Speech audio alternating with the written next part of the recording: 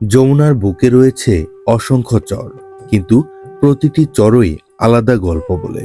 সিরাজগঞ্জের বড়ইতলা চর সেই গল্পগুলোর একটি, যেখানে প্রকৃতির রং, মানুষের আশা, সংগ্রাম আর স্বপ্ন মিলেমিশে তৈরি করেছে এক অনন্য জীবনচিত্র।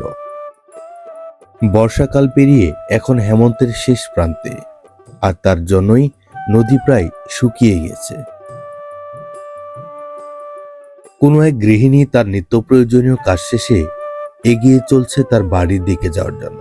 চরাঞ্চলের এই জনপদগুলোতে নদীর স্রোতই কখনো জীবন দেয়, আবার কখনো জীবন কেড়েও নেয়। আমরা চাচির সাথে তার ঘরের ভেতর যাওয়ার চেষ্টা করছি। আসলে আমরা ঘরের ভেতরে কিভাবে যাব আর বাইরেই কিভাবে থাকবো তার আসলে কোনোই কিছু বলার বা দেখার ভাষা আমাদের নেই। দেখেন, উপরে একটি ঘর, নিচে সামনে নেই কোনো দরজার ব্যবস্থা, সামনে ছোট্ট করে একটি পর্দা দেওয়া, আর এই পাশে তারা থাকার জন্য নিজেদের ব্যবস্থা করে নিচ্ছে। এই মানুষগুলো ছিল আরও একটি দুর্গম চরে, সেখান থেকে ভয়ঙ্কর যমুনার ভাঙনের কবলে পড়ে তারা আশ্রয় নিয়েছে এই বড়ইতলা চরে। চাচি, বাড়িতে কে কে আছে? বাড়িতে আমার একটা মেয়ে আছে, স্বামী নেই, তার প্রতিবন্ধী নাকলাই। আর একটা চল আছে, মনে করেন যে এক পাগলার নাকলাই, কামারি কোনো হের সঙ্গস্থা কিছু জানে না। তার মানে আপনার পরিবারে যে আয় রোজগার করবে এই মানুষটা নাই? না, স্বামী দিয়ে মনে করেন যে বুড়া। সংসার কিভাবে চলতেছে? আল্লাহ চালায়, আল্লাহ চালায়, নাড়ো তাড়ো করি দিয়ে একটু ছাগল গরু পাইলে খাই মানুষের। এই ঘরে যে থাকবেন, সামনে শীত আসতেছে, থাকছি আপনার কিভাবে থাকবেন? এদিক দিয়ে বাতাস যাবে, আমি যে আমার ছল থেকে ওই যে কাইসা কাইতে আনছি, ওই যে কাইসা আনছি, কাইসা দিয়া ওই যে কাইসা কেটে আনছি, তাই কাইসা গরু দিয়ে এখানে যে সামনে বেড়া দিই। তাই না? হ্যাঁ, আসলে কষ্ট। আপনার বাড়ি দেখে যেটা মনে হচ্ছে যে আসলে এরকম একটা জায়গায় মানুষ কিভাবে থাকে বলেন? থাকিস না, কি করবি।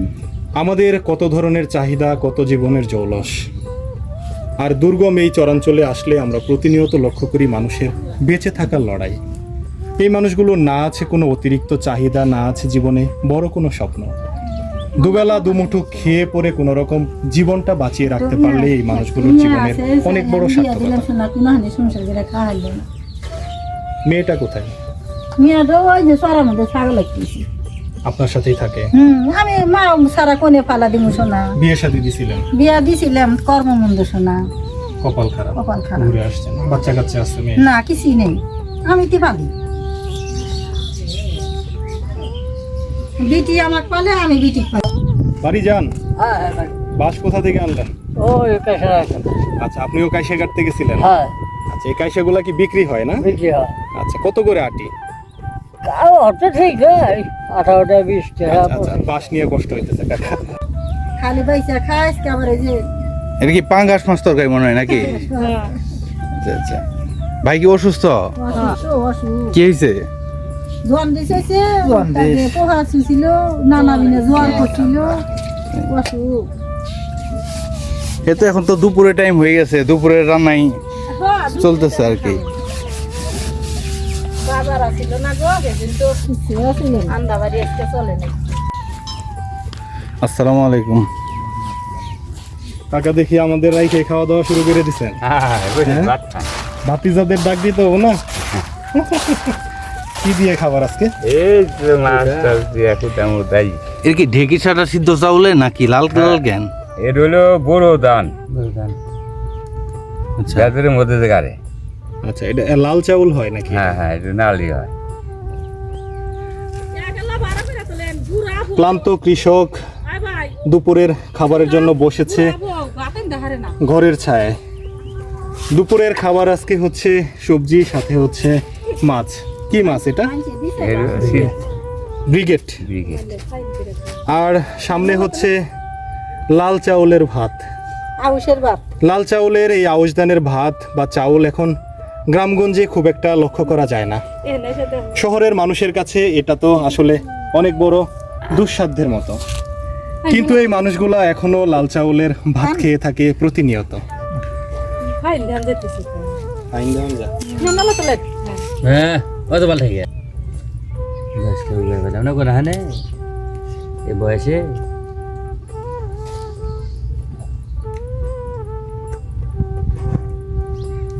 ধনী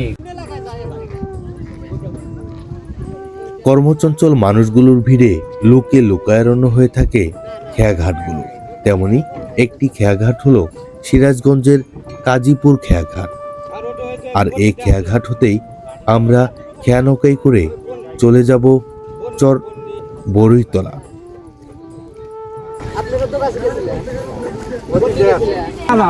ভাই তো জানে। ধরো আমার তো ওই বললি ওয়ানের মধ্যে খুব অবস্থা ভালো না।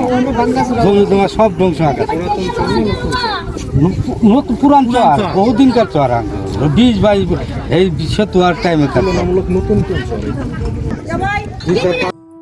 যমুনার চরগুলো হতে নৌকা এসে ফিরে এই ঘাটে। জীবন আর জীবিকার তাগিদে কর্মচঞ্চল এই ঘাট। নৌকা, নদী আর মানুষের মিতালি বহু যুগের বহুকালের। নদী, নৌকা আর মানুষের এই মেলবন্ধন দেখাতে আজ আমরা এসেছি সিরাজগঞ্জে।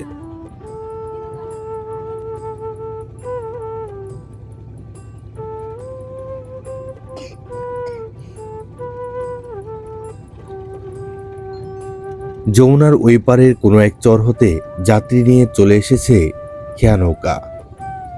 আর তার মধ্যেই আমাদের খেয়া নৌকা এই ঘাট থেকে ছেড়ে দিয়েছে।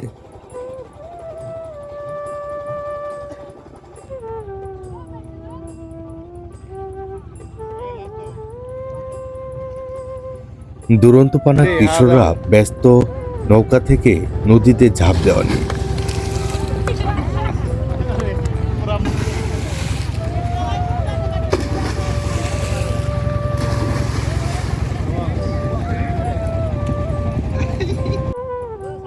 হেমন্তের সকালে রৌদ্রোজ্জ্বল মিষ্টি আলো গায়ে মাখিয়ে আমরা এগিয়ে চলছি চর বরইতলার দিকে।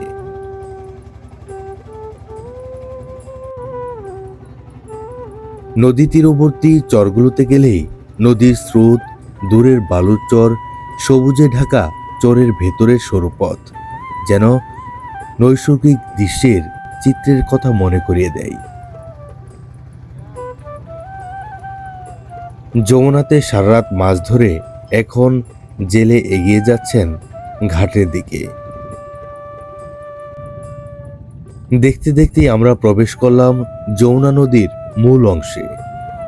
সামনে এগিয়ে যাচ্ছে বিশাল আকৃতির ট্রলার। এই ট্রলারগুলো মূলত ইট, বালু, সিমেন্ট কিংবা অন্যান্য নিত্য প্রয়োজনীয় জিনিসপত্র নিয়ে যাওয়া নিয়ে আসা করে। উপরে সবুজ আকাশ আর নিচে অথই জলরাশি, এক কথায় অসাধারণ। ডুবু ডুবু অবস্থায় আরেকটি ট্রলার বালি বোঝাই করে এগিয়ে চলছে তার নিজ গন্তব্যের দিকে। খরস্রোতা যমুনা এখন অনেকটাই শান্ত।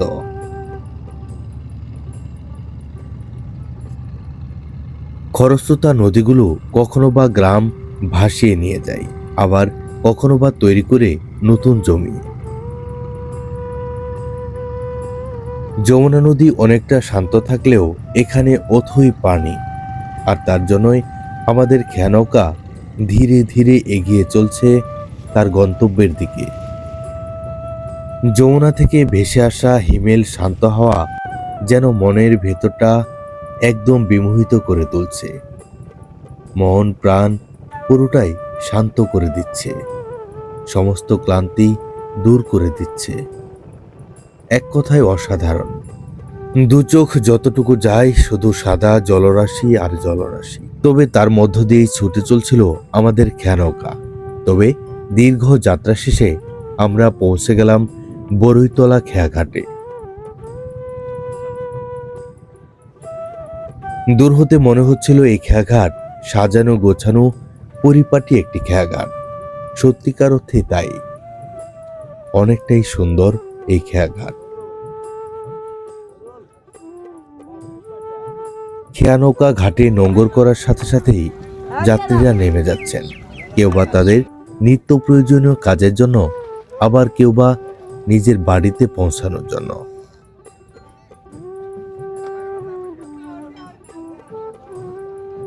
নদীর এই পারের উৎপাদিত শাক সবজি তরিতরকারি নিয়ে যাওয়া হয় নদীর ওই পারে বাজারগুলোতে বিক্রি করার জন্য। বিক্রি শেষে এখন কৃষকরা এগিয়ে চলছেন খাঁচা মাথায় নিয়ে তাদের বাড়ির দিকে। ঘাটে পৌঁছানোর পরপরই ব্যতিক্রম এক চিত্রের দেখা মিলল। চরগুলোতে বেশিরভাগ অটো কিংবা ঘোড়ার গাড়ি ব্যবহার হতো, কিন্তু এই চরে দেখলাম মোটরসাইকেলের ব্যবহার। বর্তমানে আমরা অবস্থান করছি সিরাজগঞ্জ জেলার সদর উপজেলার কাওয়াকালী ইউনিয়নের বরৈতলা চরে। আজকে আপনাদের মাঝে তুলে ধরার চেষ্টা করব এই জনপদের মানুষদের জীবনচিত্র এবং প্রাকৃতিক সৌন্দর্য। খেয়াঘাট থেকে নামার সাথে সাথেই দেখা মিলল কর্মব্যস্ত মানুষদের চিত্র।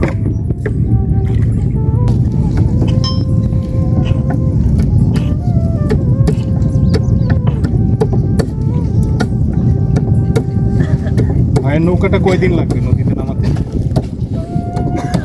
2 সপ্তাহ লাগবো, আরো 2 সপ্তাহ। আর 1 সপ্তাহ লাগবে, মানে 1 সপ্তাহ সেললে আমার 1 সপ্তাহ হলো আরো হালকা তুলা দিব, ঠিকঠাক করবো, মশাল টসাল বানিয়ে দেবো। আচ্ছা আচ্ছা, আপনারা ভাই- তো এটা দিয়ে মাছ ধরেন না? আমি কাজ করতেছি মিস্ত্রি, যারা মাছ মারে। আচ্ছা আচ্ছা, তো এখানে মানে কি ধরনের মাছ বেশি পাওয়া যায় এই সময়? এখানে এই যে তারাই বলতে পারবো, ওরা মাছ মারে। বাবু বাঁশ পাতারি, গাইরা, বাসা, এগুলো মাছ বেশি। এই মাছগুলো আপনারা বিক্রি করেন কোথায় এখান থেকে? মতি সাহেবের ঘাটে, মতি সাহেবের ঘাটে। অক্ষোভে ডাক ওঠে, ওই জায়গায় বিক্রি করি। আচ্ছা, তো আপনারা প্রতিদিন কেমন মাছ পান এখান থেকে? 1000-1500 এরকম আর কি। এই যে সবাই মিলে দলবদ্ধ হয়ে মাছ ধরতেছেন, এখন কি আসলে এটা লাভজনক পেশা আছে? এটা আমার পেশা। দেখা যায় যে 300 টাকা বা 200 টাকা হলেও আমরা নদীর ভিতরে আসবো। আচ্ছা আচ্ছা, তার মানে আপনাদের টাকাটা বড় বিষয় না, এটা আসলে একটা অভ্যাস বা পেশা হয়ে গেছে আর কি। মানে ব্যবসা 200, 300, 500 মানে জেমরা ভাই আসলে লাগে। শুধু কি বাঁশপাতারি মাছ এগুলো পাওয়া যায়, বোয়াল বা অন্যান্য মাছগুলো কি পাওয়া যায় না? ও অন্যান্য মাছ আপনার পিয়ালি, এইগুলা কলাগাছি, দুইটা মুড়া, চিংড়ি বড় গলদা চিংড়ি ওগুলো কিছু পাওয়া যায় না? এখন চিংড়ির সময় না, চিংড়ির সময় শেষ। এটা দিয়ে আপনার এটাও কি মাছ ধরা নৌকা? হ্যাঁ, আচ্ছা, এটা মেরামত কি শেষের দিকে নাকি? এটা মেরামত হালকা করলাম, এই যে দুঃখায় আর জমা। শুধু একটু কাঠ লাগাইতেছেন না? হ্যাঁ, আপনারা কয়জন এক দলে আছেন? 2 জন করে লাগে। 2 জন করে লাগে। আপনারাও কি ছোট মাছগুলো বেশি ধরেন? হ্যাঁ, মানে ফান্তি জালে যে মাছগুলো আর কি। বাঁশপাতারি ও বর্ষা বড় বড় আচ্ছা, এই নদীতে কি ইলিশ পাওয়া যায়? পাওয়া যায়। 3 জন আসছেন, কতক্ষণ আগে আসছেন? এখন পর্যন্ত কোনো মাছ পান নাই?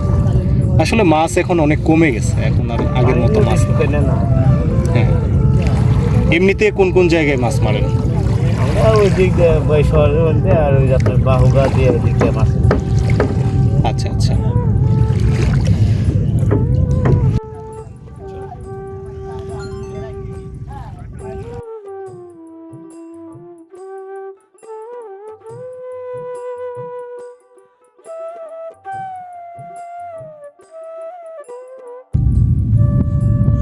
ভাই এই জমিতে কি প্রস্তুত করতেছেন, কি লাগাবেন এখানে? বাদাম লাগাইতেছি।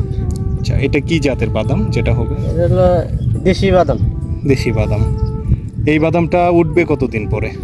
এই তো প্রায় এটা হলো কাতি মাস, চৈত মাসে। চৈত মাসের দিকে। আচ্ছা, তো এখানে আপনাদের এই চরটাতে কি ধরনের ফসলগুলো ভালো জন্মে?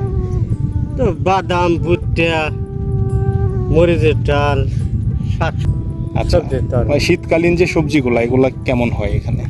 শীতকালে তো মরিচ ডাল, মূলার শাক, লাল শাক, পালং শাক, এগুলা ভালো হয়। এগুলো ভালো তাতে আপনারা আবাদ মৌসুম করে আসলে কেমন আছেন এখানে?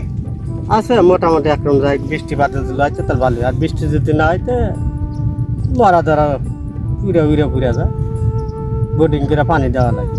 তার মানে হচ্ছে আপনাদের সবকিছুই নির্ভর করতেছে আবহাওয়ার উপর। আবহাওয়ার উপরে আল্লাহ বৃষ্টি বাদল যদি যাচ্ছে তাহলে আঙের ফসল আল্লাহ মোটামুটি যায় ভালো।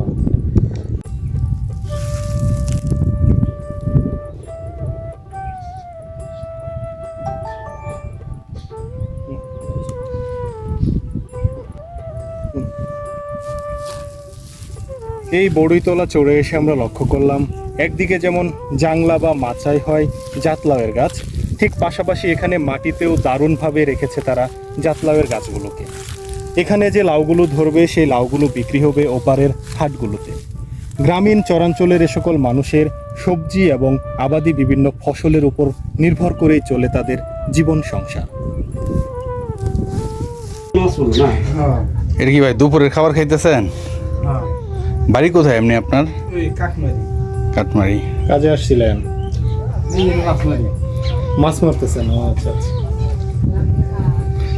এটা কি ফান্তি জাল দিয়ে নাকি? ফান্তি জাল দিয়া না কি দিয়া মানে? এখন আসলে ভাই কি ধরনের মাছ ধরা পড়ে এখানে? এখন এই বাইলে দুই একটু গোসই মশই তারপরে ইসা সাইটান এগুলা। আচ্ছা, আমরা তো জানতাম এক সময় এখানে প্রচুর পরিমাণ বোয়াল মাছ ধরা পড়তো। হ্যাঁ বয়লে পরে শোল এগুলা এখন কি আগের থেকে কমে গেছে বোয়াল? অনেক কম। আচ্ছা, এমনিতে আপনি মানে কয়দিন থাকবেন এখানে? মানে বাড়ির পাশে তো আমি ইন্দে মাছ মারি হেনে মানে সারাদিন মারবেন, এই জন্য দুপুরের খাবারটা কি বাড়ি থেকে নিয়ে আসছেন? আচ্ছা, এটা আমরা দেখতেছি কুমড়ো বড়া নাকি এটা? হ্যাঁ হ্যাঁ এটা লাগাই বড়া, এই ডাউলের বড়া আর লগা শয়তান মাছ, মাছকালাইয়ের বড়া যেটা না, হ্যাঁ, সাথে হচ্ছে সাইতেন মানে যেটা টাকি মাছ আর কি। এখানে কয়জনের খাবার? দুজনের খাবার। দুইজনের খাবার। আসসালামু আলাইকুম ভাইজানেরা, ভালো আছেন? কোথায় যাইতেছেন বা কই থেকে আসলেন? কোথা থেকে আসলেন? আমরা কাজে গেছিলাম। আচ্ছা, কিসের কাজে এখন? কাইসে কাটে কাজ কাশ মানে যেটা কাশফুল। আচ্ছা, এখন তো কাশ পড়ে গেছে, ফুলগুলা পড়ে গেছে। পরে গেছে আচ্ছা, এখন যাচ্ছেন কোথায়? বাসায়। বাসা কি এখানেই? হ্যাঁ ওই দিকে আমরা। আচ্ছা, তাতে আপনারা এই চোরের মানুষেরা হ্যাঁ আবাদ মৌসুম করে বা বিভিন্ন ধরনের কাজ করে আসলে কেমন আছেন এই চোরে? আলহামদুলিল্লাহ আল্লাহ যে ভালো। আপনাদের এখানে কি কোনো শিক্ষা প্রতিষ্ঠান আছে? আমাদের গ্রামে নাই, গ্রামে নাই, পাশের গ্রামে আছে। খুব অসুবিধাই।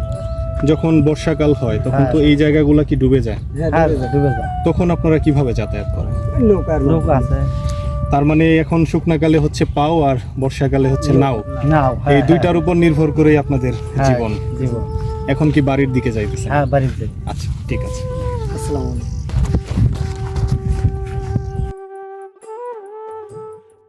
এটি হলো বড়ইতলা চরের গ্রামীণ একটি মেঠো পথ। আর এই পথ ধরেই প্রতিদিন শত শত মানুষ তাদের নিত্য প্রয়োজনীয় কাজের জন্য যাওয়া আসা করেন।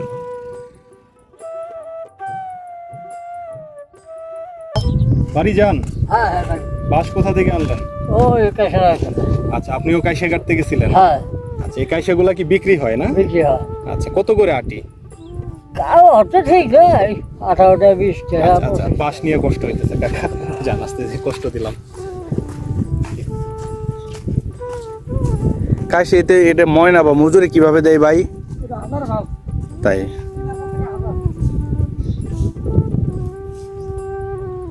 চরে যে কাশফুলগুলো ফুটেছিল সেই কাশফুলগুলো এখন ঝরে গেছে। কাশফুলগুলোকেই বা কাশফুলের গাছগুলোকেই চরের মানুষেরা বলে কাইসা। সেই কাইসাগুলো এখন কাটা হচ্ছে এবং আটি করে বিক্রি হচ্ছে বিভিন্ন জায়গায়। আমরা নদীপথে আসতে আসতে লক্ষ্য করলাম বিভিন্ন নৌকা দাঁড়িয়ে আছে বিভিন্ন কাইসা ক্ষেতের পাশে। চর থেকে এই মানুষগুলো যে আটিগুলো কেটেছিল এই আটিগুলো তারা নৌকায় উঠিয়ে দিচ্ছে। এভাবেই কর্মসংস্থান হয়েছে চরের কিছু মানুষের। আমরা যাদের সাথে কথা বললাম তারাও দুর্গম চর থেকে কাইসা কেটে এখন বাড়ি ফিরছে।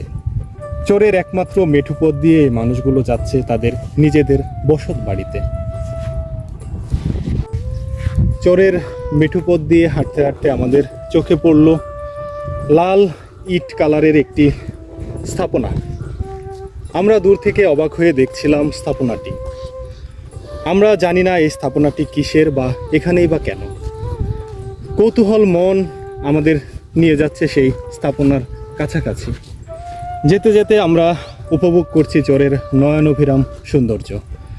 আমরা সেই স্থাপনার কাছাকাছি যাব এবং আপনাদেরকে সাথে নিয়ে আমরা দেখব এবং দেখানোর চেষ্টা করব এই স্থাপনাটি।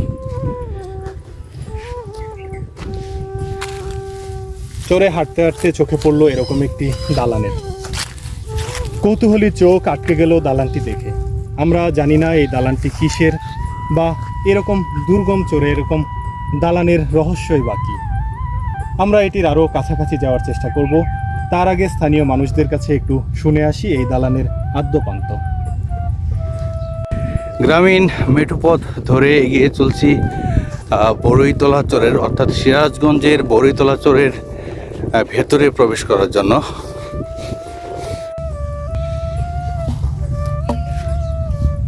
বড়ইতলা চর নামকরণের পেছনে রয়েছে এক ইতিহাস, তা আমার ফুটেজ দেখে আপনারা সহজেই অনুমান করতে পারছেন। এই চরে প্রচুর পরিমাণ বড়ই গাছ রয়েছে, যার কারণে এই চরের নামকরণ হয়েছে বড়ইতলা। চরের যেখানেই আমরা যাচ্ছি সেখানেই চারপাশে বড়ই গাছের উপস্থিতি লক্ষ্য করছি। এই বড়ই গাছকে কেন্দ্র করে চরের নামকরণ হয়েছে বড়ইতলা। এক ছবির মতো সুন্দর জনপদ এই বড়ইতলা। সেই সাথে এই চরাঞ্চলের মানুষের রয়েছে দুঃখ দুর্দশা।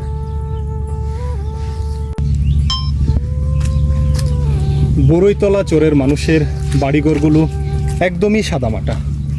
আমরা এক গৃহস্থ বাড়িতে প্রবেশ করার চেষ্টা করছি। দূর থেকে দেখে মনে হচ্ছে খুবই জীর্ণশীর্ণ একটি বাড়ি।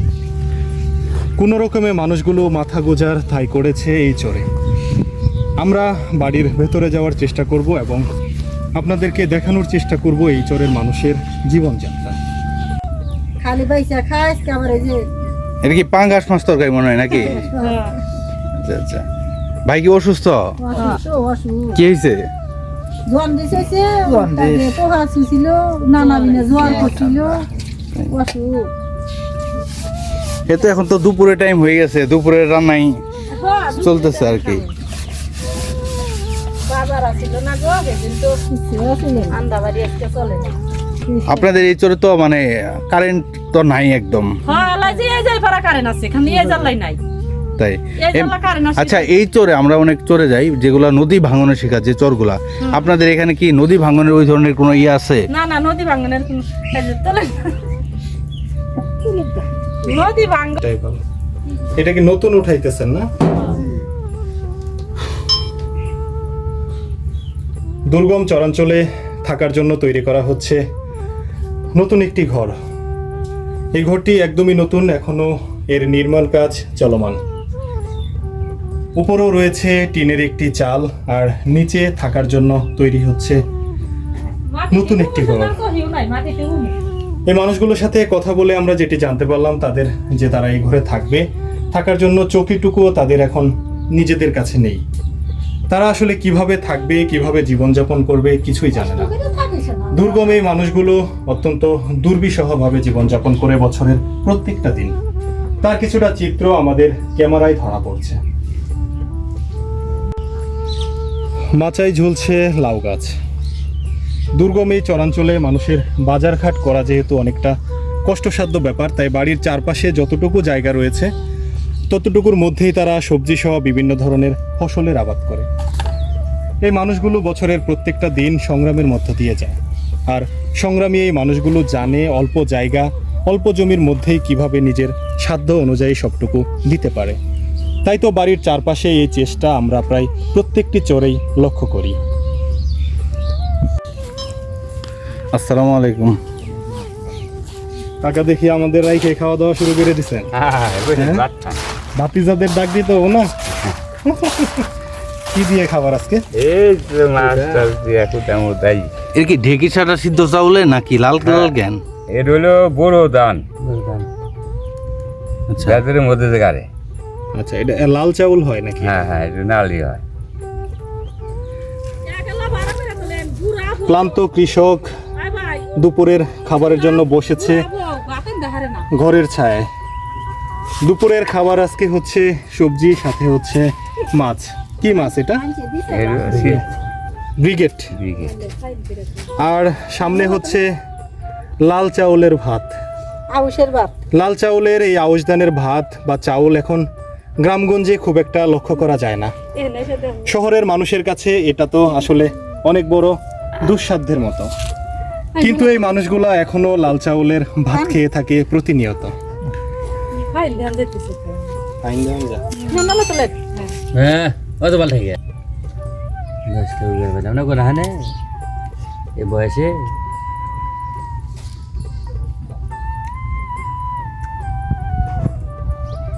নাম ধনী পেটের ব্যাপার নাই, শুধু বাড়ি ডাক্তারের জন্য। বাড়ি ডাক্তারের জন্য নেহে নিয়ে গেল নেহে নিয়ে যারে উম্মিদ আমার ওদের কাছে দিয়ে ভূমিকা দিছে। আঙ্গার না আমি কাকা তাহলে কাজ করতেছেন কোথায় এখন? কাজ করতেছি তো এই যে বেড়ার কাজ গুদাম করতেছি। আচ্ছা, এটা কি ঘর উঠানোর কাজ করতেছেন? হ্যাঁ, ঘর সোলার উঠানোর কাজ ঘর উঠে করতেছি। এই বয়সেও আসলে কাজ করার শক্তি কতটুকু আছে? কি ওর করব এখন কি করবো, পোলাপান নাই। পোলাপান থেকেও নাই, ওনাকে পোলাপান থেকেও নাই, পোলাপান জুদা গেছে ঠিকই হাসা দেখার মতন, দেখারা মনে বলে কিছু এক জানে। এই যে আমি কি বানা করবো, না খাই এই পেট আছে, গো আছে, আর নিগাই যে ওদের মধ্যে এইভাবে কর্ম করে খাওয়া নাই।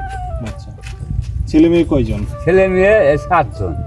তাতে কাকার বয়স কেমন হবে? বয়স আমার এই 60 নাই, 60-এর কাছাকাছি, আঙ্গার ষাটের দাদা কাছাকাছি। বাসি আঙ্গার এ ওই 57-58 বছর পড়ছে। চরের মানুষেরা এখনো ঘর বাঁধার জন্য ব্যবহার করে পাটখড়ি বা শোলা। এখানে শোলা দিয়ে তৈরি হচ্ছে ঘরের বেড়া।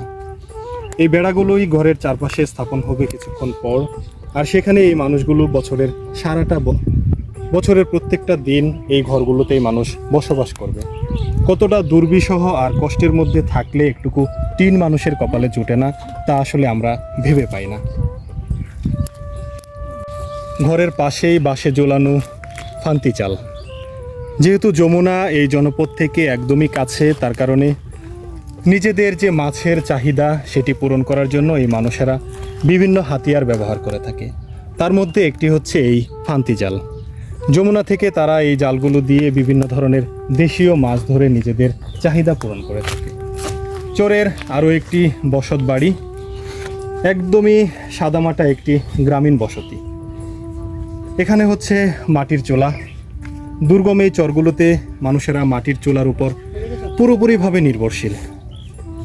এখানে রয়েছে আরও একটি থাকার জায়গা। এটি হচ্ছে এই পরিবারের 2টি ঘরের মধ্যে একটি।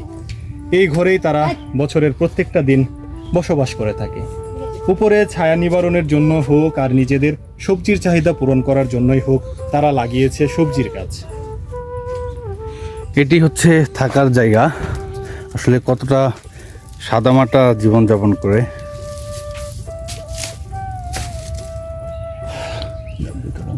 তাদের বসত বিটা, থাকার জায়গা। এখানে চৌকি পাতা, চৌকির উপরে পাতলা একটি পাটি, তার উপরেই এই মানুষগুলো বসবাস করে। মানুষের চাহিদা কতটুকু কম হলে আর সাধ্য কতটুকু কম হলে এভাবে বসবাস করতে পারে তা আপনারাই চিন্তা করুন। এখানে রয়েছে বাঁশের একটি সিকা। সিকার মধ্যে রাখা হচ্ছে নিজেদের পাতিল সহ বিভিন্ন ধরনের সামগ্রী। এই ধরনের সিকার প্রচলন এখন গ্রামগঞ্জ থেকে অনেকটাই উঠে গেছে। তবুও এই চরে এসে আমরা সিকার প্রচলন লক্ষ্য করলাম। উপরে নেই কোনো চাল, আর চারপাশে হচ্ছে কাইসা দিয়ে বেড়া দেওয়া। এভাবেই এই চরাঞ্চলের মানুষেরা বসবাস করে থাকে।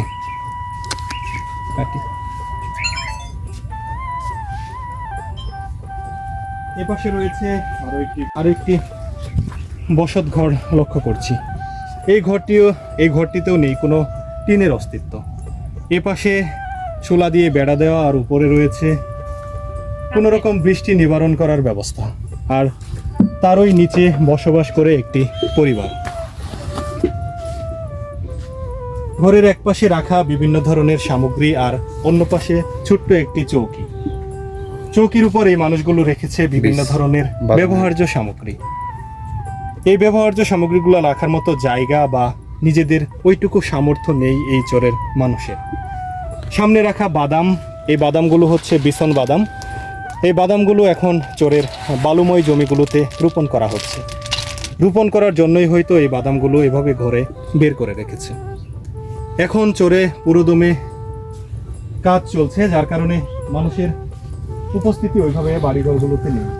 আমরা তারপরেও কথা বলার চেষ্টা করব এই বাড়ির গৃহকর্ত্রীর সাথে। বাড়ির আঙিনায় আবাদ করা হয়েছে হলুদের।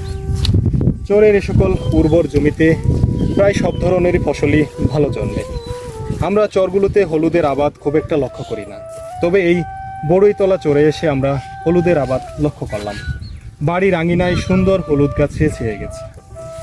হলুদের সবুজ পাতাগুলো দেখে আমাদের মন যতটা আন্দোলিত হচ্ছে। এখানকারই আপনারা।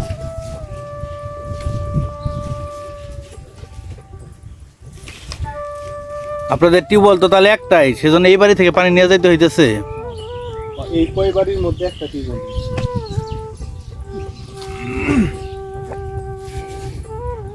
বাড়ি আসলে যে সেটা নদী মধ্যে আছে কোনটা? মারা নদী মানে নদী ভাঙ্গার পরে আপনারা এখানে এসে বাড়ি করছেন। এখানে প্রায় 8 থেকে 10টি চর বড়ইতলার এটি একমাত্র টিউবওয়েল। মানে এই টিউবওয়েল থেকে প্রায় 15 থেকে 20টি পরিবার পানি নিয়ে তারা তাদের নিত্য প্রয়োজনীয় কাজের জন্য ব্যবহার করে। আসলে কতটা দুর্বিষহভাবে এই জনপদের মানুষরা তাদের জীবনকে চালিয়ে নিচ্ছে যে টিউবওয়েলটা পর্যন্ত নেই। এই চর বড়ইতলার বেশিরভাগ মানুষ এসেছে যমুনা নদীর ভাঙনের ফলে, তারা এখানে এসে নতুন করে বসতি স্থাপন করেছে।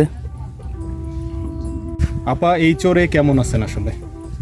এই স্যার এখন মোটামুটি এখন আপনাকে দোয়া এখন টুকটাক আবাদ বসত করে খাই, 2-1 গরু ছাগল পালি, এই নিয়ে আমরা করে খাই। এই যে চরে আছেন আসলে আমরা তো ঘুরে দেখলাম খুবই সীমিত জায়গার মধ্যে আছেন, তারপরেও কি নিজেকে আসলে সুখী মনে করেন? নিজেকে সুখী মনে করি, আল্লাহ আগের ভালোই চালায়, নিজে কাজকর্ম করে একটু খেতেছি, এতে আল্লাহ বলে সুখী। আপনার স্বামী কি করেন? গেরস্ত কৃষকের কাম করে। নিজেদের জায়গা জমি কেমন আছে?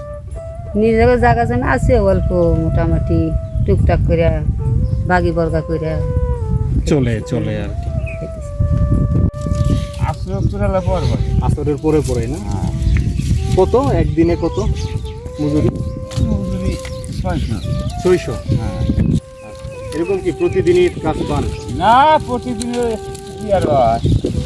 মাঝে মধ্যে মাঝে দেখা যাবে সপ্তাহের মধ্যে 3 দিন হয়, 4 দিন হয়, আবার কত সপ্তাহ হয় না।